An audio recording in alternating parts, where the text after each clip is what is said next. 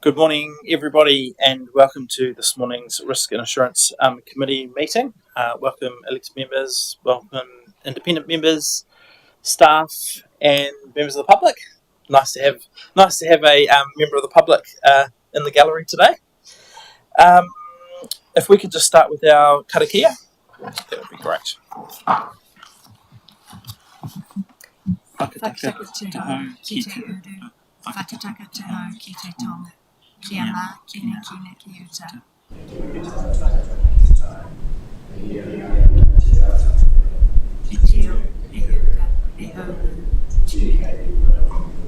Thank you very much. All right, we have a full complement of the committee this morning. We've had, I think we had one request for public participation, but we've dealt with that in an alternative means. No late items. Do we have any declarations of interest? None. Thank you. If we could confirm the minutes for our last meeting, we could move that those minutes be accepted. Thank you. Seconded by Mayor Burney. All in favour? Thank you. And sorry, I also needed to capture the public excluded meeting minutes for the 15th of May meeting. If I could move those. Mayor Burney seconding, and all in favour? Thank you. Any against? No. Excellent. All right. Just to acknowledge, apologise for the late start of this meeting. We had a bit of a brief update from the team on the potential precautionary water issue in Tokomaru. And so just to acknowledge the staff and teams who are responding to that today, and just acknowledging that some members of staff, as well as potentially members of this committee, might need to come and go depending on operational requirements.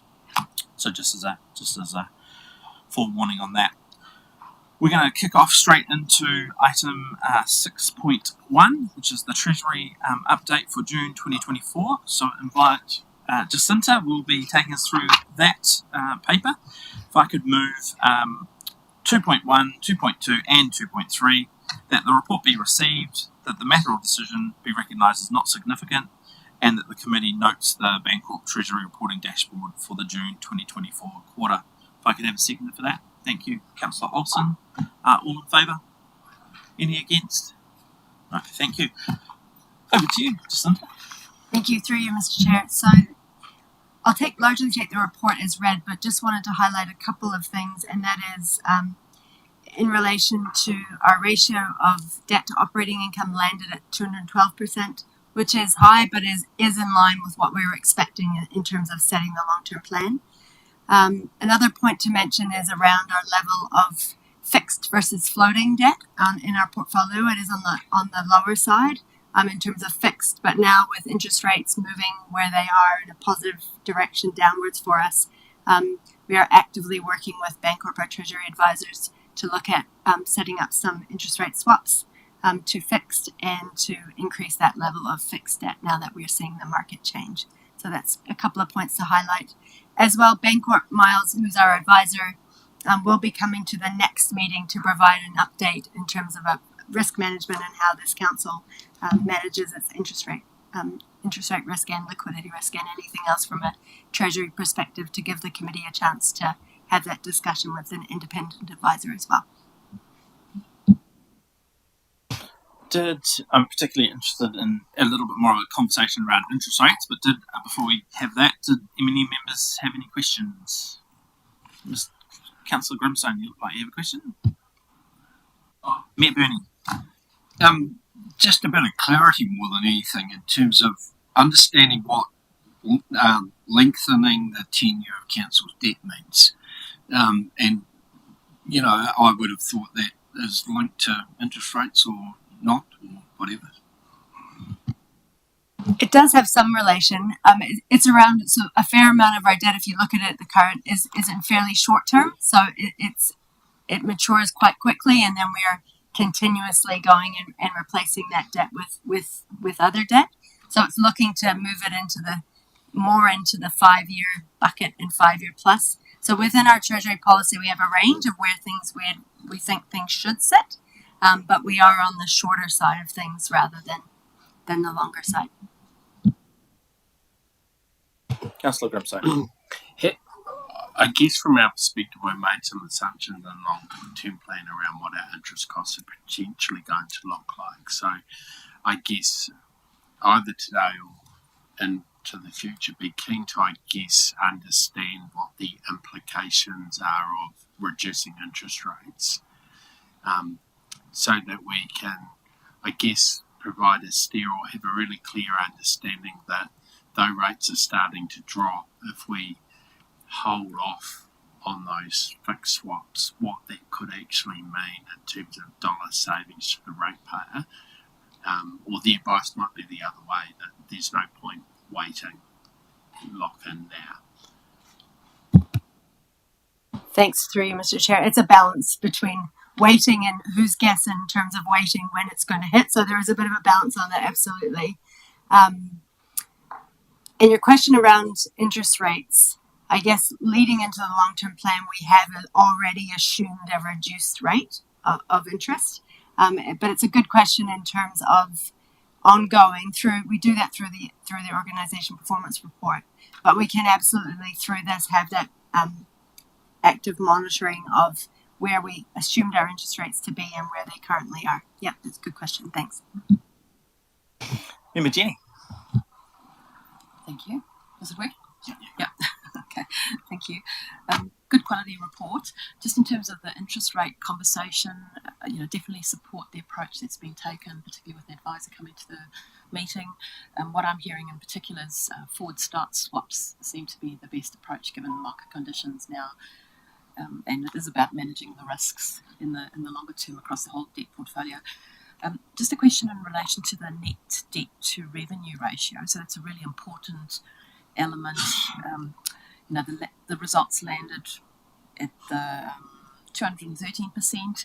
You're pretty close to that limit. You've got a 250%, and we know that the local government funding agency, they've got a really clear debt covenant requirement of 280%. So starting to get quite close to that limit, and you've obviously done some really great work through the LTP to reset and adjust for the revised level as you knew it. I'm just wondering about the risks going forward into 24-25 about achieving that debt to revenue limit in line with what you've set in your LTP and the approach being taken to manage the risks and where it's sitting, because obviously we want no surprises in terms of having to adjust it up later. Hopefully there's some good controls in place there. Thanks. Through you, Mr. Chair. I guess there's a couple of things in that. In the next organisation performance report, we did have a real focus, and we'll talk about that a little bit more when we get into the Standard & Poor's report, but on making sure we delivered on our operational savings target that we set last year, which was set at $1 million. We were able to deliver around 1.8 million. So that was one angle that made sure that from a debt perspective, anything in additional in that space helped to bring that debt picture down. As well, through the long-term plan, I think some of the way that we mitigated some of the risk in that debt picture was around the assumptions for our property sales and our development contributions, as we were more conservative than we have been in the past around both of those two things, so that there was less pressure on getting it wrong or things changing that could significantly alter that debt picture. So those are probably two of the significant ones, and the third one's probably around setting the long-term plan. In the past, we've had a higher capital budget that we've then agreed a funding limit that we're managing against. What we did in this long-term plan was actually prioritize down to a specific level of projects that matched exactly to our funding limits, so that there was less ability or chance of moving beyond that, and then that regular prioritization coming to the table. So those are probably some of the key things that we're doing to make sure that we're managing that risk. Thank you. That sounds really good. Any further questions, comments? All right. Did you have anything further you wanted to cover off? Excellent. All right. We'll move then on to nice segue into the Standard & Poor's reports. So 6.2 on our agenda. I'll move 2.1 and 2.2 that the report be received and that the matter of decision be recognised as not significant. If I could have a seconder for that. Thank you, Councillor Olsen. All in favour? Any against? No, thank you. Again, you're fronting this one, Jacinta, and I thought if we could start with perhaps, and I appreciate that this is covered off in both the report and the Standard & Poor's document itself, but just if you could summarise perhaps the drivers for our the decrease in our rating, and I guess then signpost to what we're doing about the things that Standard & Poor's have identified as the reasons for the downgrade. Thank you. Sure, thank you, and through you, Mr. Chair. So I guess there's a couple of things. We did get an earlier signal from a New Zealand framework perspective that Standard & Poor's, we got a negative outlook earlier in the year, and that was more about an institutional framework for New Zealand as a whole. When we went through the ratings process with Standard & Poor's and what's reflected in the report, there's a few key things that have driven our rating to be lowered.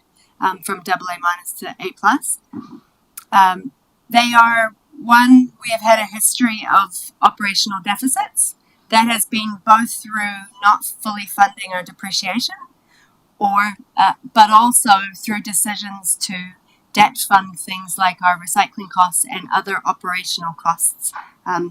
So in addition, last year's financial results, because of things like additional maintenance work that needed to be done, some emergency events, caused us to have a higher operational deficit than we otherwise would had budgeted. So the trend from a Standard & Poor's perspective is that we were not heading in a positive direction from a delivery from an operating deficit perspective. They do recognize that in our long-term plan that, this year, for example, for the year we've just finished, we've delivered really well on that operational savings target, but from a rating perspective, they haven't seen that yet. That was delivered, that the rating was delivered before that result came in. And also in terms of the long-term plan, the decisions that have been made by the council table to get to a fully funded position by year 4 and to start to be an operating surplus to repay our debt will lead us in the other direction with Standard & Poor's to an upgrade. So that was one of the key factors that didn't, from a financial management perspective or a budgetary performance, that were a negative for our score, as well our economy. So while we're doing well with the live-in economy from an affordability perspective and a rates affordability perspective, they look at the security of people able to pay their rates, because rates is significant security for debt. And their view is that our Horowhenua economy doesn't receive the same level of scores as other parts of New Zealand. So that's one area where hopefully that will start to change as the economy continues to improve in this area. But that's another area that also is a challenge for us. And also the last key item that they talked about was in the growth area. So we've got significant investments that we need to make for growth. We know that, and we're planning on investing in that. But what that does mean, and remember Jenny mentioned that before, is that means our debt needs to increase so that we can fund that. And so the fact that our debt is increasing and is planned to continue to increase is another reason why the rating is ended where it is. So that our debt picture was higher in the short term than it was in the last long-term plan, and that's because we've needed to invest. We've made the decision to invest in that infrastructure sooner to provide for growth. So those are probably the three key things that have driven, from a liquidity management perspective, from a making sure we're ready to repay our debt. All of those sorts of things haven't changed, and they're still happy with how we're doing things. But from a negative perspective on what's driven the rating, those are the things that have been a challenge. Thank you very much for that summary. Can I just expand on that by asking, presumably we can build confidence with Standard & Poor's through particularly in that growth side of things in terms of development contributions, um, um, private developer agreements, and so they can start to see that obviously with that growth number and us hitting those targets, but also in terms of how we've been quite conservative in terms of our assumptions and forecasting, as they start to see some of that revenue build, presumably that does build confidence. Is that? Yeah, absolutely. The plans that we have in place are good.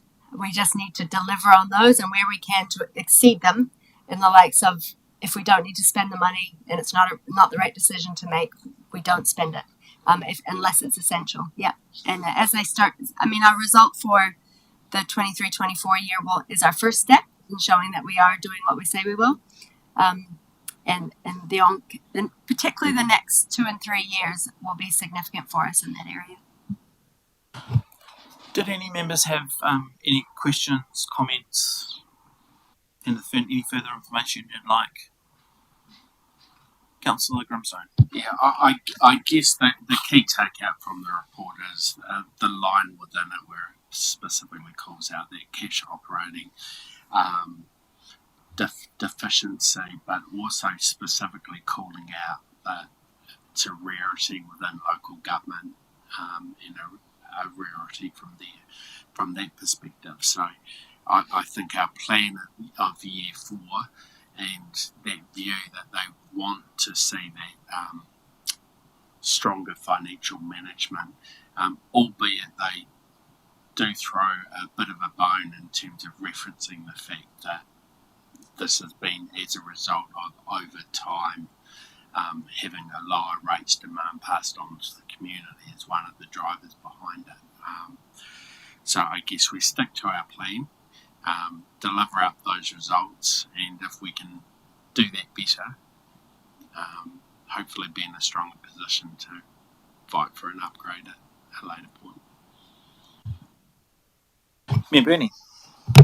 Yeah, thank you.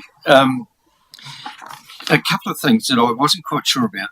There's a paragraph on page 19 which talks about we expect council's total tax supported debt to rise to 283%. Is that different from the revenue one? Because that sort of looks pretty sort of out there. Thanks, that's a good question. So with Standard & Poor's, what they do, because we have a level of debt, gross debt, which they factor in. So when they talk about the 280, they're talking about the total gross debt. For us, because from a liquidity perspective, we make sure in any year that we borrow early and put it on term deposit so that we're ready when the debt becomes due the following year. That is a good liquidity management perspective from theirs. That gets us a good score from that perspective. So it's a balancing act. They know, but they take, for example, if we borrowed $40 million to make sure we're ready for next year's maturities, they would be factoring in the $40 million debt we borrowed to put on term deposit in that 280% calculation, but they're not factoring in the $40 million that's sitting in a term deposit over here when they're looking at that calculation. So they do factor it in, but they also are quite black and white in terms of some of the metrics that they use. And sorry, just to follow up, despite the downgrade and the message that they almost sometimes feels like they have, some little confidence that we're actually be able to change things in the short term. I was comforted by at the bottom of page 20 where it does say financial management appears sound, which is really good. But just wondered what the rest of that sentence might have been, because it talks about the decision to implement large general property rate increases and contain operating expenses in the 2024-24 LGP. These will be. I'm wondering what they were meant to say.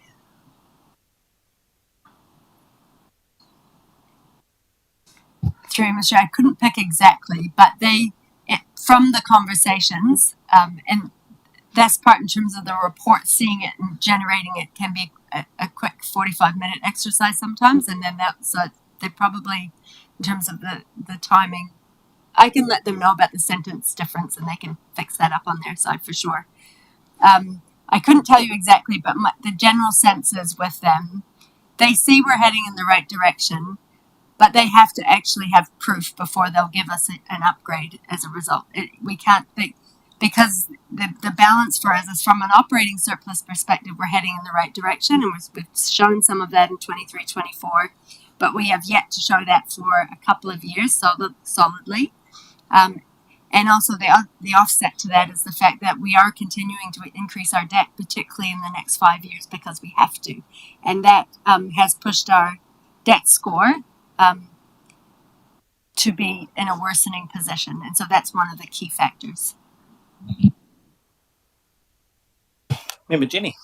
Just a comment. I suppose we saw earlier in the year a whole bunch of councils put on negative watch, and we've seen a couple further downgrades recently, with Porirua most recently, and I know there's some more coming in the wind. So just I suppose that's the broader context and the economic conditions and all the cost pressures that councils have really been struggling through. I just want to check, because this review by S&P was done off the back of your draft LTP, and on page 18 it references changes to your financial strategy and a number of actions being taken to sort of help manage the fiscal risks and so on. And so it talks about DC policy adjustments and changes to service offerings and disposal of assets. So there's a whole lot of stuff that's happening through the LTP process to try and manage risks. And I just wanted to check, for your final LTP, did you retain all those key components of in the LTP? Thank you. Thanks, and through you, Mr. Chair. So, yes, we did. Also, through the final process with Standard & Poor's, we also did give them we worked with them, had a couple of workshops right near the end, or a workshop right near the end, so that we were presenting the final results as well, so that they could factor that into their decisions. Well, the final, in terms of, we had all of our information, it was ready to go, so we did give them that view of what the final looked like as well. I believe Standard & Poor's even referenced our decision about stopping urban burn mowing in the report. But, any further questions, comments? All right. Well, thank you, Jacinta. We will then move on to item 6.3, which is elected member conflict of interest. So we'll move 2.1 and 2.2 there, that the report be received and the matter or decision be recognised as not significant. If I could have a seconder for that. Thank you, Mayor Burney. All in favour? Or any against? Thank you.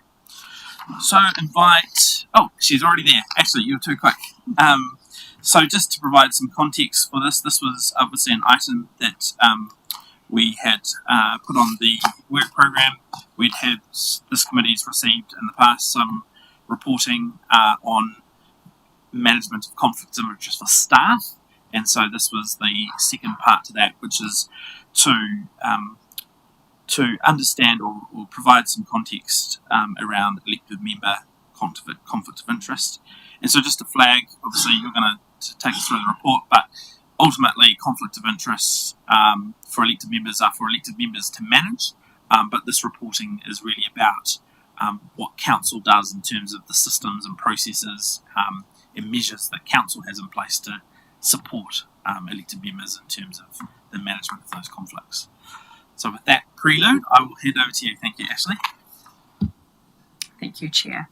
I think you pretty much covered it all off. I don't have a lot more to say other than I'll take the report as read, and as the Chair has said, the conflict is for elected members to declare. We have internal processes in place to ensure that those are followed, but also this report is to show assurance. You'll note that this is council and committee meetings, and there is not any reference to workshops. There has been a discussion following the release of this report around capturing any declarations that have been made at a workshop or a briefing as well going forward. Happy to take any questions.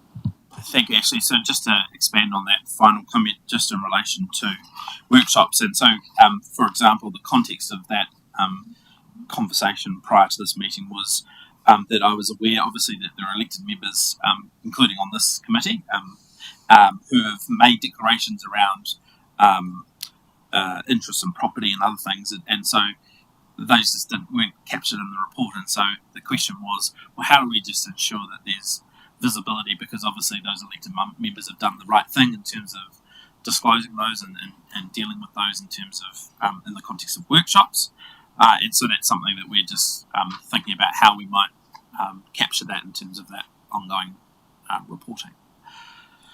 With that, Sorry, yep. Ashley, I just want to point out a slight error. Sorry, apologies for this, but in my own on page 30, it talks about me having declared an interest around sensitive expenditure, and then goes to say that I withdrew from the discussion, however, continued to chair the meeting. I don't think I usurped the chair's responsibilities, and just want to make sure that. I'm sure we can fix that up, and I certainly recall your declaration, and absolutely around that. Member, sorry, Councillor Grimsay. Yeah, just a quick question, because and it may have been workshop related, it may have been in a meeting, but we've had a couple of instances where conflict of interest has been raised really late in the piece. So, as in we're at the table and then it's been flagged rather than at the earlier meeting. So, I guess would our current internal process pick that up? Yes, so those that have been declared during a meeting, so occasionally a topic will be raised and then it's, actually, yes, I need to declare a conflict on that. If it was in a council or committee meeting, it's been picked up through this process, yes. However, where some people say, I think I might have one and it may be there and you don't formally declare, that is not picked up, but when a formal declaration has been made, that has been picked up within those two. Question to our independent members, sorry to put you on the spot. From what you've read and seen, are you do you have any views or commentary for us in terms of whether you think there is any other steps or any other practices that could be explored or investigated in order to strengthen this, or are you as independent sort of observers, are you sort of confident with what you see? Probably from my perspective, it's whether or not elected members understand what conflict could be. They may think, because it can go wider than just yourself, it could be a relation, that sort of thing. So I guess it's just the continuation of the education of this type of meaning and understanding and examples is probably helpful. But otherwise, I think what you've captured and what you've said in here looks good. And so I'll come to you, Member Jenny. Just actually, so just picking up on Member Sarah's point, the education component. Just to clarify, at the moment we do a induction as part of the elected member induction process. So early on in the term, there'd be some training around conflicts of interest, but it's not an ongoing thing, is it? It's a sort of a one-off. So we have, as part of the induction, there is a specific component on it. Every year when you have to renew your pecuniary interest form, we also provide additional advice and information on it. There's lots of acts and standing orders that you have to abide by sitting around this table that we hope you keep up to date with, but when there are changes, we provide any amendments and changes through. We also have a CONA that also has a online 20 minutes, really, really useful, good information specifically on conflict of interest. You can do that as many times as you like. I think we can always be more proactive and flick things out your way as well. But yeah, there are different touch points, but definitely once a year when you fill out that pecuniary interest form, more come out to you at that space. Yeah. Thanks, Ashley. Jenny. To say that I think this whole process and the description in the report looks really good and best practice, and have no concerns. Thank you. Any other members have any comments? Councillor Proctor. I've got a simple question. I'm not too familiar with our standing orders or off the top of my head. But I mean, there's a lot of conflicts declared by individual members. But is there much of a process around, saying, the chair or the mayor being able to push members to declare their conflict, or is that something that needs to be worked on, or is that sort of left alone, too contentious? So through standing orders in the Act, it is put on yourself to declare versus someone else having to push you to declare. That doesn't mean that you can't ask for advice, and the chair or CEO provide advice around the question that you've asked, whether or not you feel that's a declaration.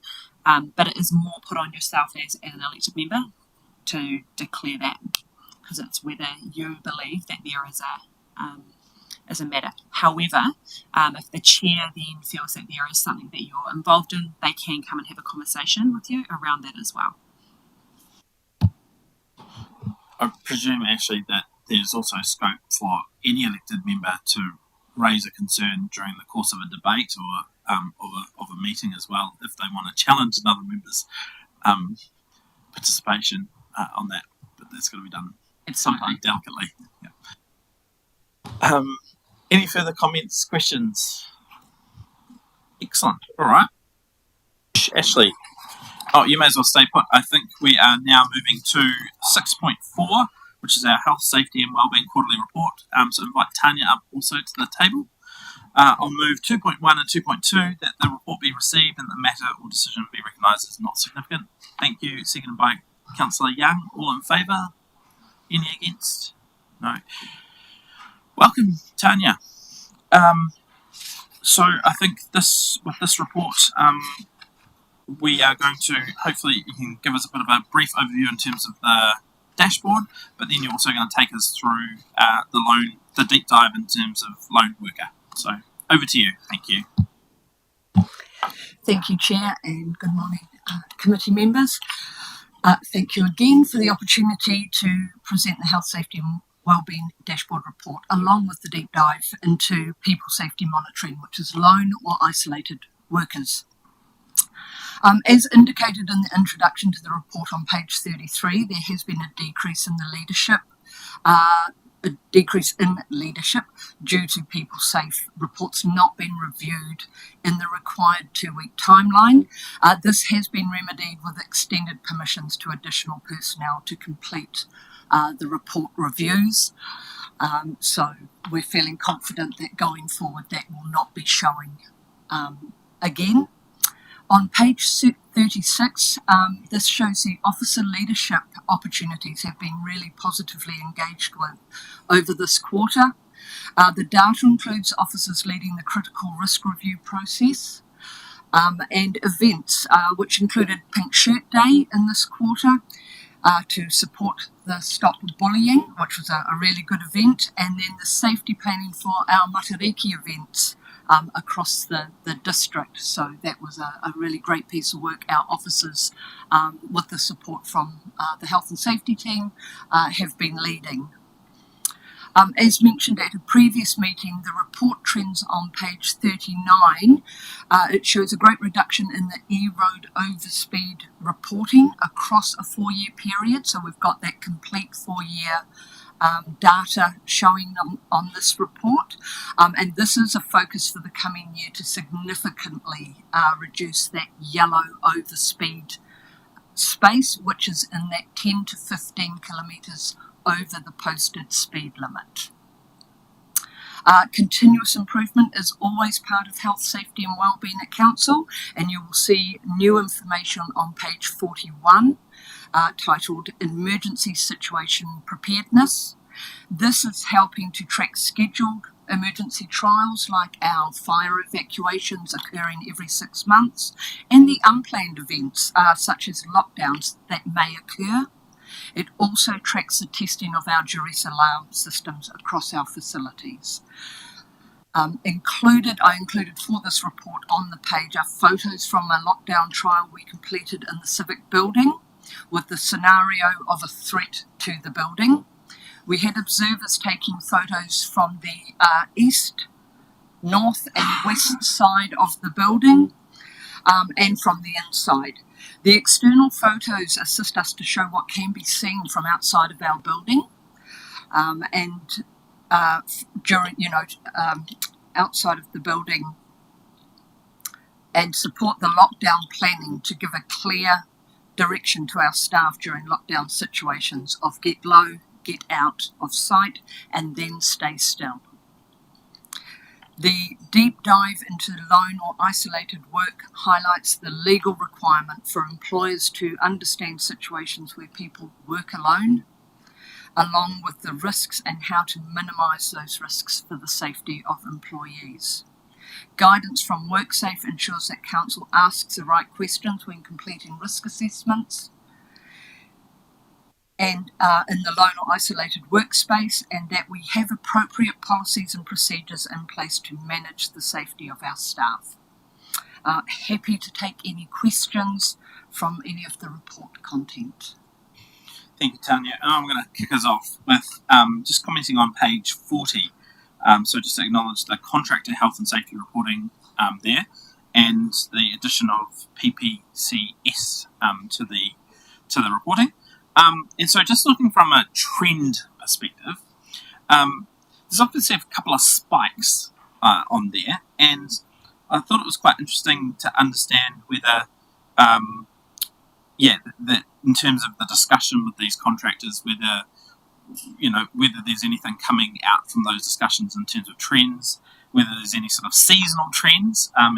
Green by Nature was a good example where there's sort of times of the year which there's some peaks and then some troughs. So just welcome sort of a discussion around, from a trend perspective, what are the nature of the discussions you're having with our contractors? Thank you, Chair.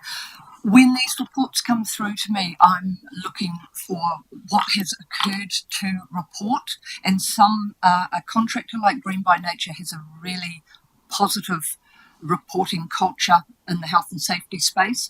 So the last recent peak was vehicle incidents that were not involved in actual accidents but near miss events, and so those conversations, if they were involved in physical accidents in the vehicles, we would be engaging in further discussion. I think the processes they have in place around that reporting shows that culture. So when I see peaks and troughs, I look at what's behind it and where we may need to engage a bit further. It's great. And before I open up to further questions, comments, the other thing I just wanted to have a conversation with you around was we're at the moment, Council is undertaking a trade services panel process where we've gone to the community, said to particularly small businesses, do you want to be part of the trade services panel for Council? It's a procurement process, but presumably as part of that process there will be a health and safety qualification process and also some induction and training. And I just wanted to give you the opportunity to just sort of profile what that looked like and to perhaps dispel myths out to the community as well in terms of what that process looks like, because we obviously want our small businesses and trade services providers to express interest and come onto that panel. But would love to hear more about what it looks like from a health and safety perspective. Thank you, Chair. Good question to ask and discussion. So there is a requirement around pre-qualification in the health and safety space. This is something that Horowhenua Council does with the MWLAS group of councils. We all use what is called SiteWise for that. So this is a very low-cost pre-qualification service. Organisations can bring in their own third-party pre-qualification without a problem if that's their choice.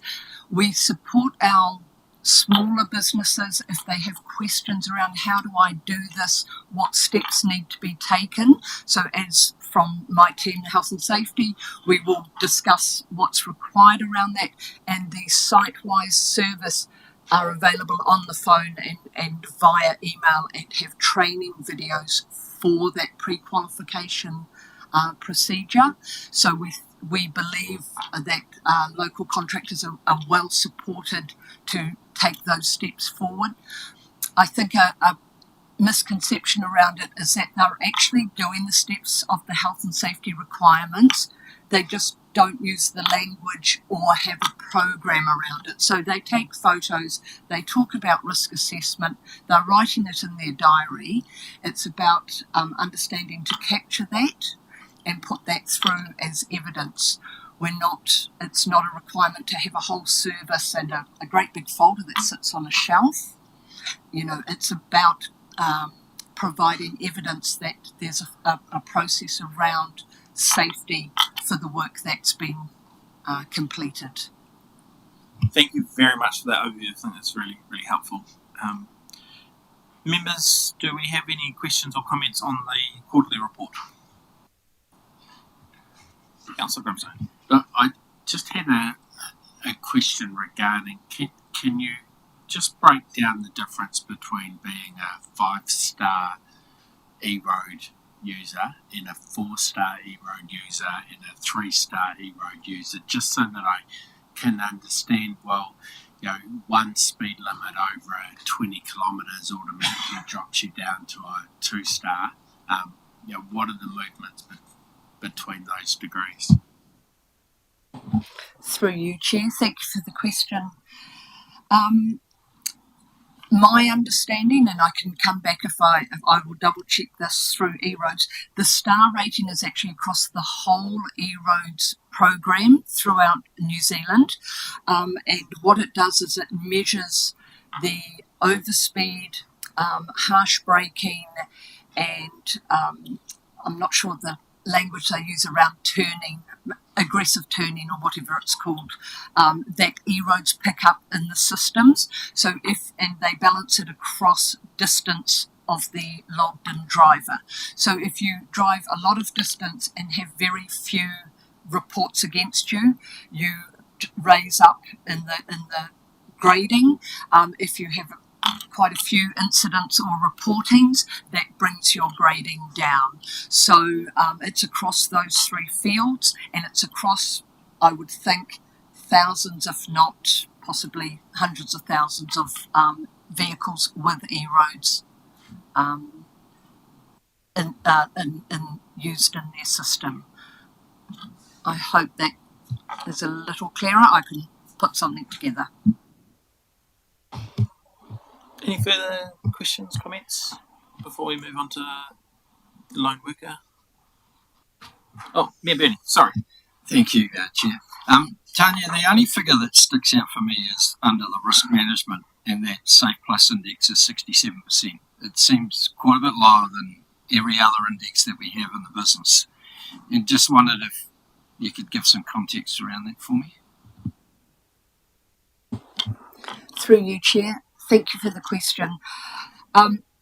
It is because we didn't make it to the leading space in the Safe Plus report in risk management. This is an area of focus. It's in our action plan for health, safety and well-being, and it's an area we've identified we can improve very much. So it is our lowest scoring area, and that is really our focus going forward. So just to add to that, so you'll note at the top of that page, there is the risk management, and it says HDC developing, performing, leading, and you'll see that we're 3.33 for HDC. So that correlates to the 67%. So in the other worker engagement and leadership, we are now in the leading category as per our audit last year. The risk management space is still one that we need to focus on, and it's our focus for the year to bring that up. Any further comments, questions? No? Did you want to now talk further about, did anyone have anything further around lone worker? I think just happy to take questions on the Yeah. deep dive. Anyone? No? It appears the table is satisfied. Thank you for that work, and I think that what it does do is kind of it helped me really understand what the actual issues are in relation to the lone worker, because you kind of make an assumption about what the risks are and where the risk profile sits. But I thought it was particularly helpful, so thank you for your work. Excellent. We will then move on to 6.5, which is our continuous improvement and audits action monitoring report. And Jacinta is the lead on this one. Thank you. What I'll do is I'll move 2.1, 2.2, 2.3, 2.4 all in block. So that is that the report be received, that the matter or decision be recognised as not significant, and that the Risk and Assurance Committee notes the Risk and Assurance Committee Resolution and Actions Monitoring Report in Attachment A, and that the Risk and Assurance Committee notes the Fringe Benefit Tax FBT Compliance Evaluation Report from TPWC in Attachment B, noting that that will be a public excluded attachment that there'll be a further resolution around. If I could have a seconder of that for that block. Thank you, Mayor Burney. All in favour? Any against? No. Thank you, Jacinta. Thank you, through you, Mr. Chair. I'll just start by saying there is good annual leave and other important meetings happening. I'm not just trying to hawk all the reports today. But in relation to this report, I'd say we're making good progress in a number of areas. The report from PwC is in the public excluded because they do require that from a commercial sensitivity perspective. But we've continued to make good progress in relation to improvements for both PAYE and FBT. And that program of tax compliance is continuing. And fair to say, we've used PwC a little bit more recently for advice, particularly around some of our property portfolio, if there are sales or purchases, to make sure that we are getting that technical treatment right. One area I would highlight in relation to the report that we haven't made as significant progress as we would like is in the information services area. So we've recently had the internal audit work happening as part of our annual report process for 23-24, and it is highlighting that we haven't moved along quite as quickly as we would like. With leadership and with good process change and system change in terms of how we work, there is excellent work happening to make that shift change. We're just in the early stages of seeing that difference coming through. So I just wanted to highlight that. Nikki and the team are doing a great job. It's just going to take a little bit of time to bed in some of that good control and change in system and process to allow that to come through in this report. Thank you, Jacinta. And just to acknowledge again the progress that we're making in this space. Any comments, questions on this report or any of the items in there? Member Jenny. Thank you. Just a bit of a deep dive, if you don't mind. Yeah, great to see all the good progress being achieved, and also good to hear that PwC are giving you support with technical pieces. I think it's really important for some of these things which are so specialist. Just a question on page 66, there's reference to 2020 audit recommendation around master file payroll matters, and then on page 68 it talks about the resolution of that being in progress, and says that the master file changes would be, there's a process within 5 working days that there'd be a review process, and I just wasn't sure whether that's been implemented or still to be implemented. It seems like it's a really important control piece around checking that, and the way it was reading to me, it sounded like it still hadn't been implemented. I just want to check. Thank you. Thanks. Good question. Thanks through you, Mr. Chair. It absolutely is. We probably haven't done the last final tweaks to it to tick it off. So definitely in that area, there is 2 staff members that work in the administrative area. One is more on the payroll side. So they do peer checks on every payroll when it's done for any changes that are occurring. That is then reviewed by the People and Capability Manager. And then on the finance side, before payments are released, there'll be a few spot checks. So that's absolutely occurring. It's just probably not reflected well in here. Yeah. Thank you for that. Any further comments, questions? Mayor Burney. Well, just wondered around audit and their time frame for signing off the annual report, to be honest. There seems to be a lot of work in there. It's a good question. So they're due to arrive mid-September, so we're still due to sign off the annual report in October as we did last year.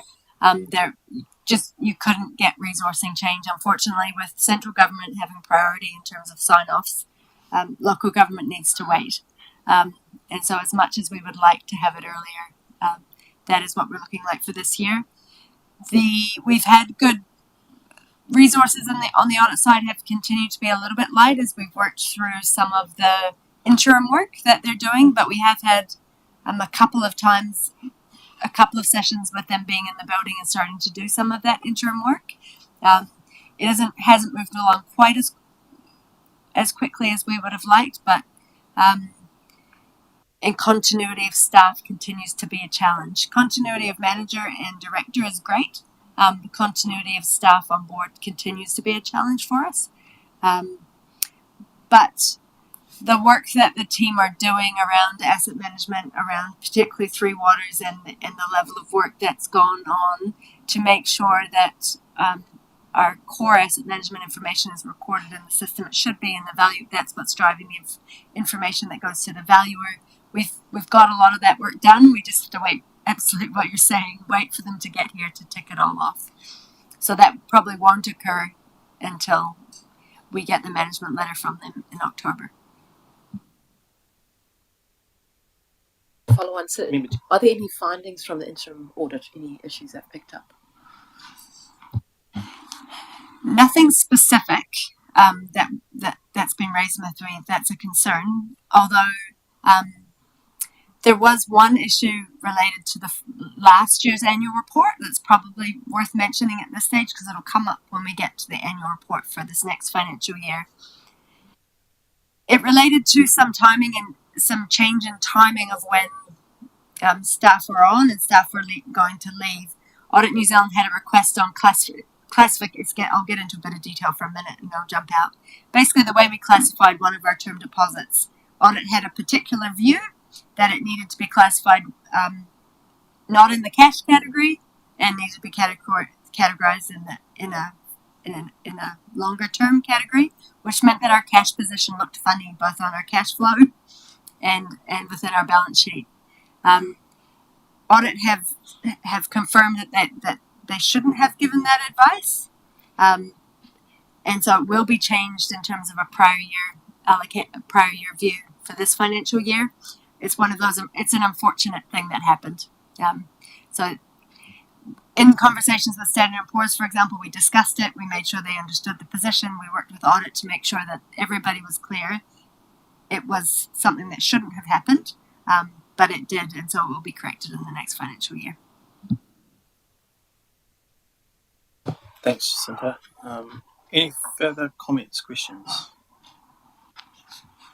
Excellent. All right, shall move then on to item 6.6 on the agenda, which is our Risk and Assurance Committee work program. Ashley, I think are you? Oh, it's you. Sorry, you really are hogging the reports today. Yeah, no, excellent. We are so obviously we have just to profile a couple of things here.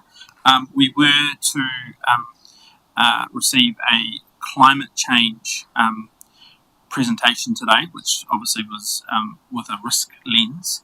That was Member Sarah's helpful suggestion previously, and so the team are putting together a presentation which we will receive at the next risk and assurance meeting, and the purpose of that will then be to provide an overview of how climate change risk are currently managed and what the sort of picture looks like, with a view then to there being further conversation around any reporting or any further work that the committee would like to see. So just covering that off. But also just to flag that in terms of, you'll see there under Q3, January to March 2025, we were looking to do an emergency management sort of focus there in terms of risk. I have asked the team to consider bringing that forward, but that's subject to just some further discussion around capacity and timing there. And sorry, the last thing to flag also then is also a where we might look at opportunities for further risk assessment of some of our strategic projects and some of our key capital projects. And so there's an action on me to have a discussion with the Mayor about how we might utilise our independent members in terms of the capital programs, capital project steering committee, or whether we look at those strategic projects through a risk lens in the context of this committee. But I'll take that away as an action to have that conversation. So with that prelude, I'll hand over to you then just to profile anything in terms of any changes. Oh, I haven't done the resolutions. Sorry.